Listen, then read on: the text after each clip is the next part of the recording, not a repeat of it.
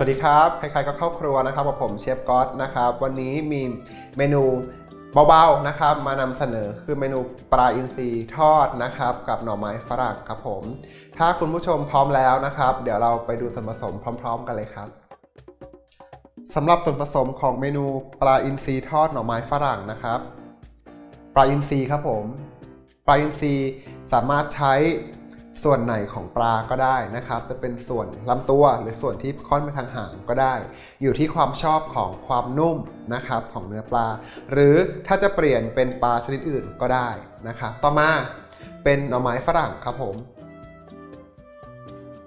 ต่อมานะครับเป็นมะเขือเทศครับผม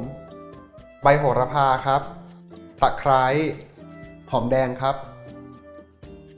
มะนาวเหลืองครับหรือจะใช้เป็นมะนาวเขียวก็ได้นะครับเนยหรือมาการีนครับผมพริกครับใช้เป็นพริกแห้งหรือพริกสดก็ได้นะครับเกลือพริกไทยน้ำผึ้งครับน้ำมันพืชแล้วก็สุดท้ายนะครับเป็นน้ำส้มสายชูครับผมตอนนี้ส่วนผสมก็ครบแล้วนะครับเดี๋ยวเราไปลงมือทำพร้อมๆกันเลยครับคุณผู้ชมครับสำหรับเมนูปลาอินทรีทอดหน่อไม้ฝรั่งนะครับเราก็จะเริ่มจากการทอดปลานะครับพื้นฐานการทอดปลาง่ายๆนะครับคือ1กระทะต้องร้อนนะครับแต่ว่าร้อนเป็นไฟกลางนะครับเพราะถ้าเกิดร้อนมากเกินไปเนี่ยหนังปลานะครับหรือว่าเนื้อปลาเนี่ยจะไหม้นะครับโอเคตอนนี้ผมฮีทกระทะนะครับให้ร้อนแล้วผมก็จะใส่น้ำมันลงไปนะครับ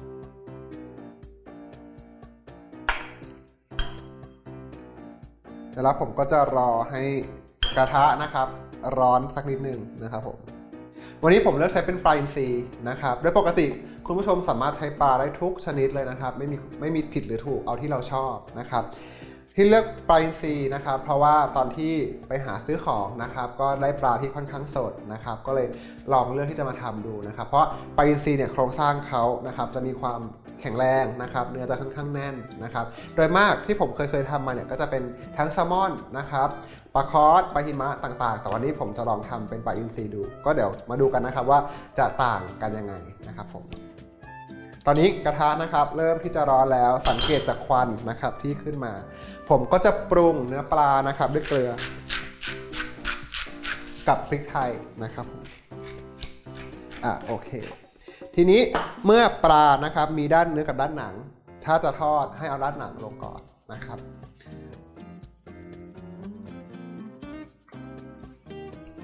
พอลงไปจะได้ยินเสียงคือของน้ำมันนะครับผมก็ควรจะกดเนื้อเข้านิดนึงนะครับเพื่อไม่ให้หนังเขางอนะครับเพราะถ้างอมากปุ๊บเนี่ยหนังจะไม่สวยแล้วอาจจะไม่สุกนะครับผมก็จะกดเขาเล็กน้อยนะครับแล้วเวลาคุณทอดปลานะครับอย่าลืมที่จะเขย่ากระทะนิดนึงนะครับเพื่อให้มั่นใจว่าหนังของปลาเนี่ยไม่ติดกับตัวพื้นกระทะนะครับวิธีการทอดปลาให้สวยนะครับก็ทอดให้สุกทีละด้านนะครับอย่าพยายามกลับไปกลับมาเพราะถ้าเกิดคุณทำอย่างนั้นปุ๊บเนื้อปลามีสิทธิ์ที่จะแตกได้นะครับตอนนี้ผมจะใช้เวลาประมาณสัก 1-2 นาทีนะครับทำให้ด้านหนังสุกก่อนนะครับแล้วเดี๋ยวกลับมาดูกันครับ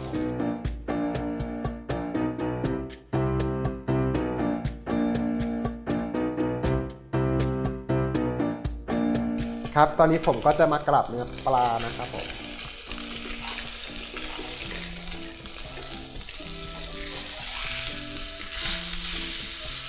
จะเริ่มสังเกตเห็นขอบสีทองด้านรอบของปลานะครับทีนี้ผมก็จะใส่เนยนะครับลงไปเพื่อเพิ่มสีแล้วก็กลิ่นให้กับเนื้อปลานะครับมันก็จะมีความหอมมากยิ่งขึ้นนะครับหลังจากที่เราใส่เนยลงไปเราควรจะหลีไฟให้มันต่ำที่สุดนะครับเพราะในเนยเนี่ยยังคงมีโปรตีนนะครับที่มันเป็นเม็ดละเอียดอยู่ถ้าเกิดโปรตีนตรงนั้นโดนความร้อนที่มันนานเกินไปหรือว่าแรงเกินไปเนี่ยมันก็จะไหม้นะครับ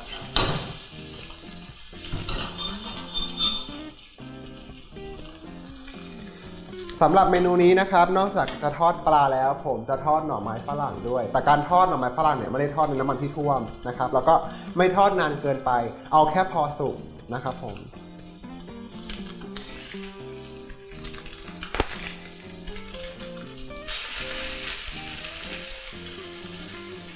สังเกตที่สีนะครับจะได้สีที่ค่อนข้างสวยงาม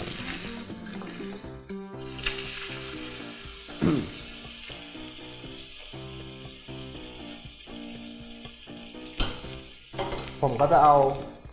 หน่อไม้ฝรั่งนะครับลงไปทอดด้วยเลยหน่อไม้ฝรั่งเป็นผักที่สุกง่ายนะครับไม่ต้องให้โดนความร้อนนานนะครับผม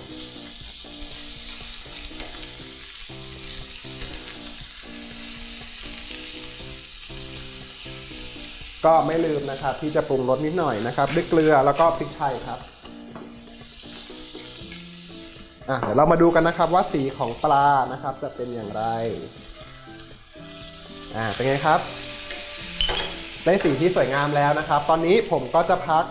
ปลากับหน่อไม้ฝรั่งไว้ก่อนนะครับผมจะไปทำในส่วนของตัวซอสนะครับผมเดี๋ยวมาดูกันครับ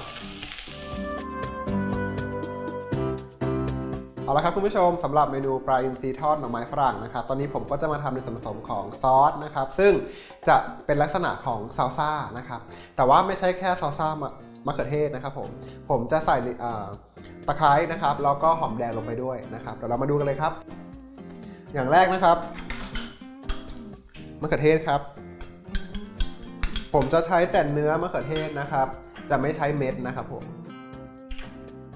ตะไคร้ครับหอมแดงใบโหระพาครับผมใช้เป็นใบโหระพาอิตาเลียนนะครับซึ่งจะมีความ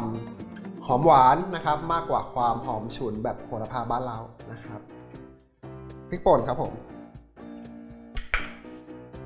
น้ำส้มสายชูครับ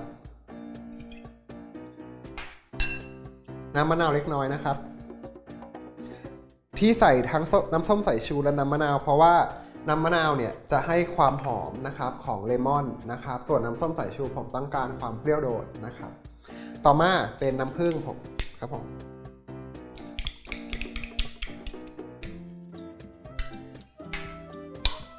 สุดท้ายนะครับคือเกลือแล้วก็พริกไทยครับ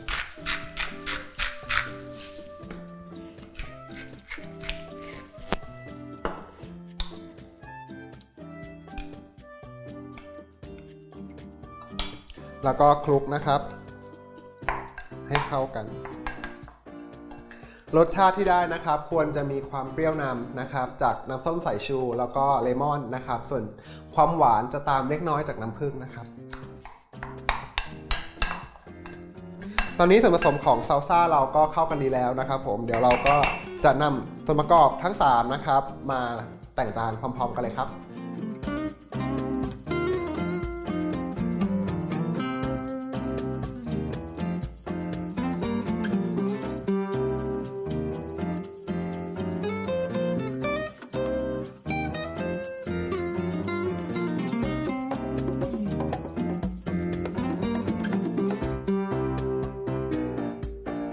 สำหรับคุณผู้ชมนะครับที่ชอบรสเปรี้ยวนะครับสามารถที่จะเพิ่มในส่วนของมะนาวสัก1ชิ้นก็ได้นะครับไว้บนจานก็เป็นอันเสร็จแล้วนะครับสำหรับเมนูนี้นะครับก็ทำได้ง่ายๆนะครับแล้วอร่อยแน่นอนสำหรับคุณผู้ชมนะครับที่ต้องการรายละเอียดของเมนูอาหารสามารถติดตามชมได้ที่ foodtravel.tv สำหรับวันนี้ผมเชฟก๊อตขอลาไปก่อนสวัสดีครับ